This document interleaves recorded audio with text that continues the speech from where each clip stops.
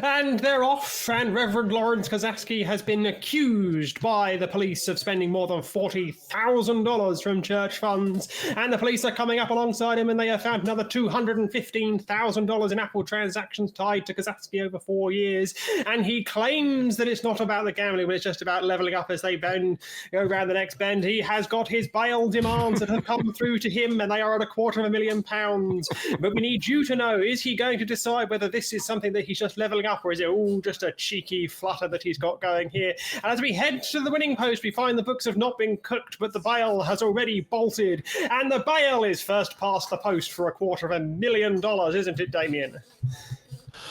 He won the Melbourne Cup, isn't he? Boy, all in one breath, too. That was impressive. Yeah, well done. He's won the Melbourne Cup, isn't he?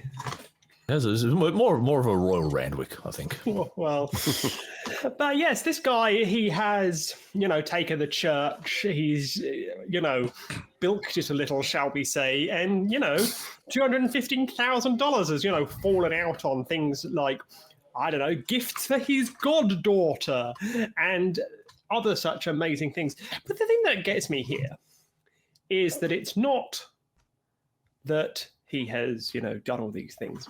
These things happen. That's called theft. The thing is, though, it's not going to be in any way, shape, or form a accounting problem. It's not going to be a false accounting problem. It's not going to be a fraud problem, and it's most certainly not going to be a business transactions have been falsified documents case, because this was all found by just looking through the accounts. The books have not been cooked here. This has all been accounted for. They've gone, all on the up and up. It's all in the books. It's all gone, yeah. The reason they found all of this is because they looked through the church books and went, oh shit. It's all accounted for. So whilst this may just be straight up theft if proven, it's nothing else. It's just straight up theft if proven. So there's that. I mean, church corruption, it's in a slightly different league. It's honest corruption if proven. So Damien, are you familiar with this kind of honest corruption if proven on the other side of the world? Oh, look, it happens, but I suppose the question is now, in saying this, people in America probably won't know, but Phoebe, given you're as much a political junkie as I am, you may. Does the name Craig Thompson remind you of anything? Craig Thompson, a little bit. Yeah, okay. So Craig Thompson was the head of the Health Services Union back in the mid 2000s. So the Health Services Union that's right. is, I remember that. Yes. So the Health Services Union is a union that represents cleaners in hospitals and in hospitality and all that. So as the head of the union, it's alleged that he misused his credit cards to pay for prostitutes and cigarettes and accommodation and dinners. Now, did he steal from the union, or did he have permission from the union to spend union money on personal expenses? Bearing in mind, prostitution is perfectly legal where he was doing this. No, indeed. So he hasn't done anything, like he hasn't spent money on anything illegal. The big question is did he have permission to spend that money? And two, is it wise stewardship of the money in the first place? So it may not be the wisest of stewardships. It's not how I would have spent the money. How would you have spent the money, Eli? How would you have accounted for this money if you were running the church? We're talking about You go, Eli. Oh, I'm sorry. So you said how would we account for it, or how are we going to spend it? Like However there's two different questions here. $40,000. I got some debt I could use, or could take care of student here. Loans floating around. Have you got some student loans here and there? Yeah, medical bills, things like that. Vehicle loans, medical bills. Things that a church could donate $40,000 to, like local charities, like that money could have gone to his parishioners, to his church, to the people that are coming to listen to him speak about, and preach, the message of Jesus or whatever they're doing there. And instead he's spending it on the video games. And he says, I'm not a details guy. Would you have been all over the details?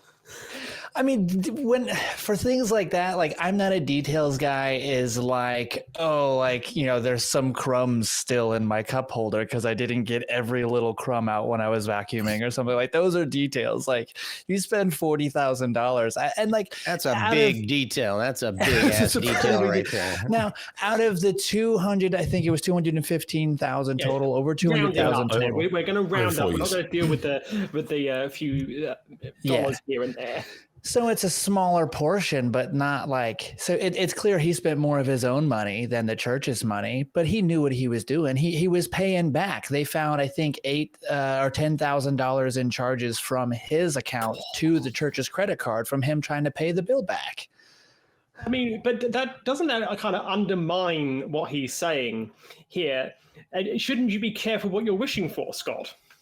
You should definitely be careful what you're wishing for. I mean, because you have to wonder if the books were more open. I mean, because I'm presuming that they're a nonprofit, that the church is a nonprofit, and for most nonprofits, their books have to be available for review, and so churches have this special protection that they can manage things themselves. Well, clearly that's not always the case.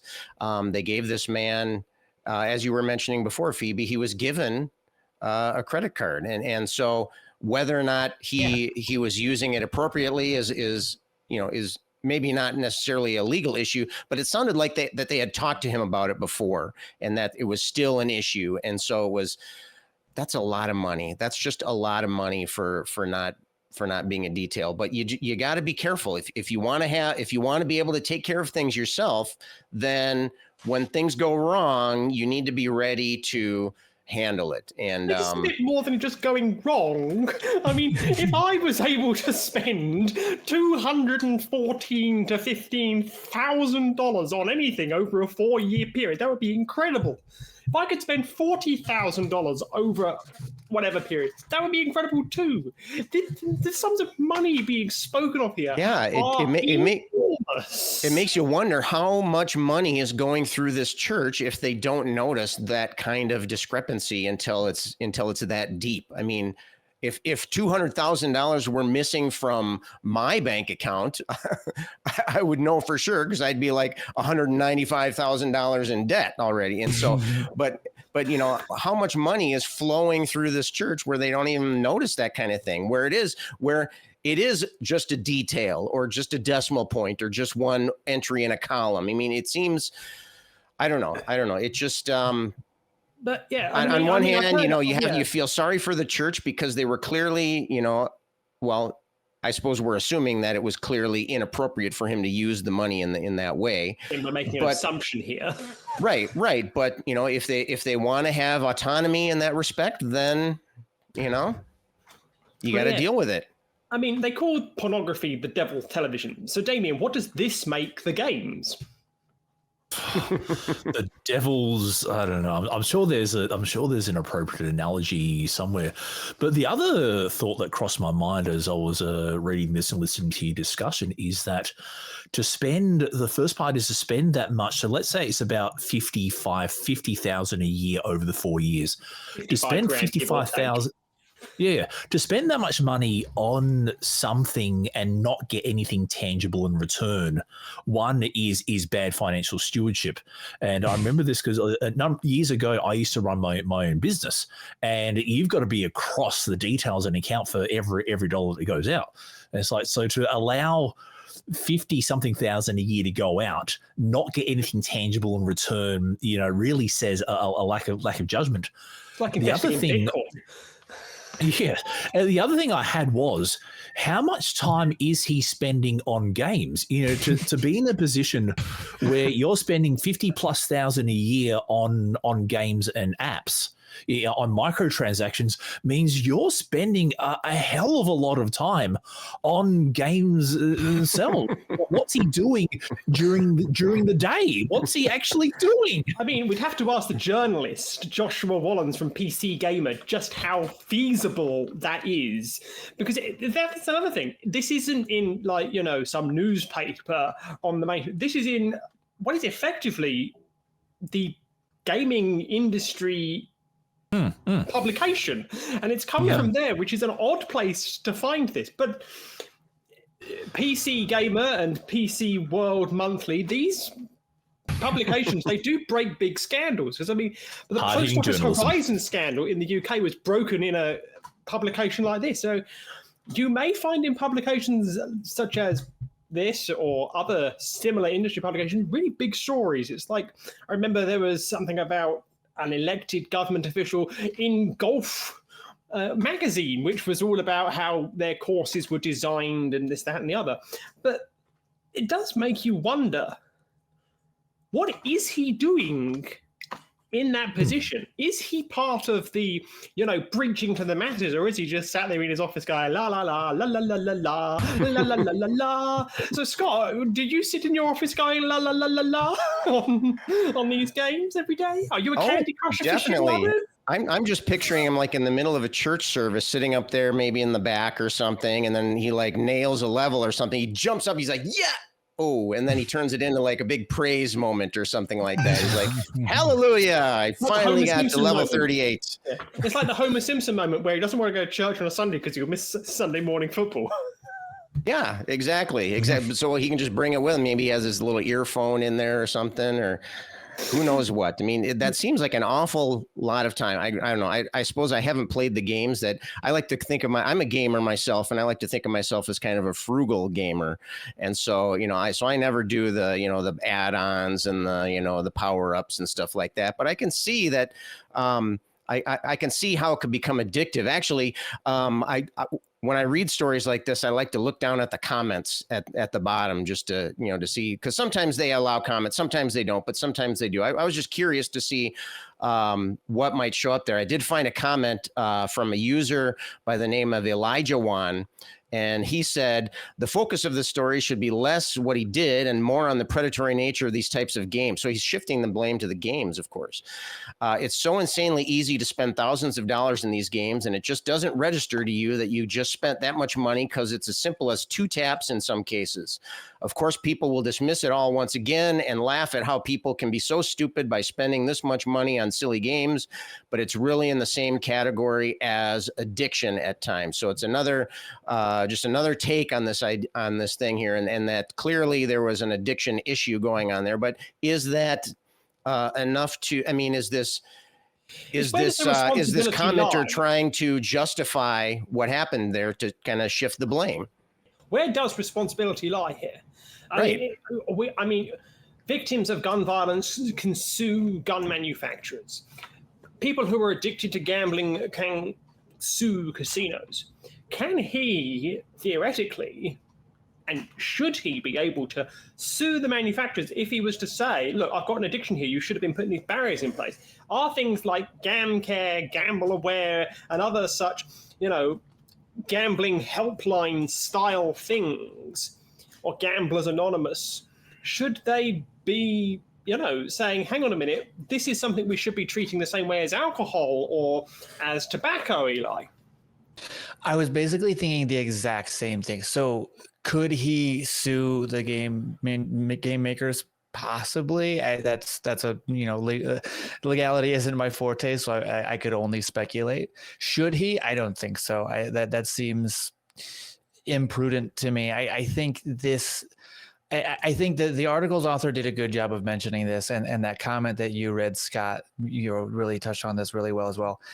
Just because, Lawrence Kozak is a clergyman, he's not immune to being a human in 2024. And video game addiction is a real serious thing. And that seems to be what's at play here. And even though we still hold people who are addicted to, illicit substances, if they commit crimes in the pursuit of that substance of their addiction, we still hold them responsible for their crimes. We also get them help for their addiction, or at least ideally. That's, we're getting to the point where some systems are set up to do that. But we kind of are starting to agree that that's what the right thing to do is. And I think that Lawrence Kozak kind of deserves that same treatment, regardless of we kind of, to use your vernacular, take the piss out of him for the games he was, playing, or how much he spent on it. But it really like to get him help, I think would be the best thing here, because then he goes on to not have the same issues in the future and use somebody else's money. I mean, it may seem like one of these things that it's easy for us as outsiders to laugh at this and not look at it from that other perspective. And yes, it's the church, and yes, the church does weird and wonderful things, and it does raise the issue of how much oversight should a church have, how much oversight should other religious organizations have, and so on. But you raise a valid point. He is no less entitled to the same compassion and help as any other person who is addicted in this manner. It's just the position that he is holding shows that it's more visible. And there was something else in the article that I always find really odd reading these articles, especially out of America. Cash bail. $250,000 cash bail. If you weren't this gentleman and you were from a poor, impoverished neighborhood in parts of America, there's no way on this green earth you could front up $250,000. It seems that $250,000 has just been fronted up and he's out. That raises the question, who is cash bail protecting? Is it protecting the rich from going to prison, or is it actually protecting society in and of itself? And I mean, I know Australia doesn't do cash bail. So what do you see when you see cash bail, Damien? How does that make you feel? I think it leads to this wonderful entertainment genre called bail hunting. There's a few YouTube channels. Yes, it's like Bounty Hunter. Yeah, I've seen that. There's a few YouTube channels where professional Dog the Bounty Hunter. Right. Okay. That's the one. Yeah, there's a few other guys as well who do that. Look, to me, just the overall point of this is just about, if you are in charge of an organization and you take your responsibility seriously, then you need to be a details guy. I'm glad that the church, caught their own, by actually going through the books. Because I think if this were like 50, 60, 70 years ago, it would just be, okay, the priest, like the priest runs the church. That's it. As long as it's not bankrupt. Cool. Excellent. Good stuff. But it's, exactly. But good to see that they're actually follow the electronic footprint back then, because he could have, been buying top shelf magazines and hiding them under the mattress. Whereas now you can just look through the electronic bank statement. Indeed. And I had another point and I forgot.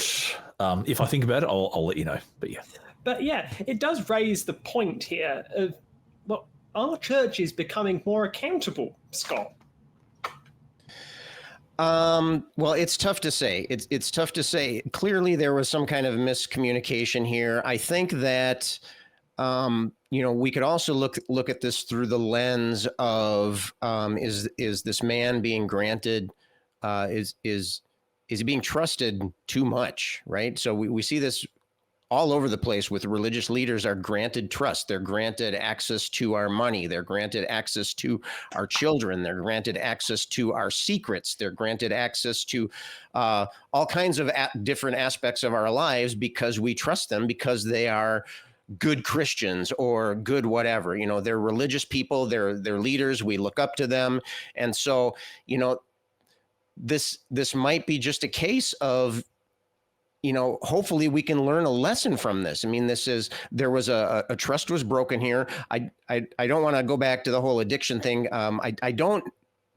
We don't necessarily know that he has an addiction. I mean, sure, $200,000, $215,000, that's a lot of money. It doesn't necessarily, that alone, I don't think implies that he has an addiction. Although I am open to the possibility, and I would be sympathetic to some extent if that turned out to be the case. But I think one thing that we can't overlook here is that he was trusted and he broke that trust. And I think that point needs to be taken. And I think that point needs to be remembered. I think religious people, religious organizations kind of have a short memory when it comes to remembering things like failed trust or broken down trust. I mean, it's, if it's built into your system that you can say, oh, it was the devil or whatever, I've God has forgiven me, I'm going to move on or whatever.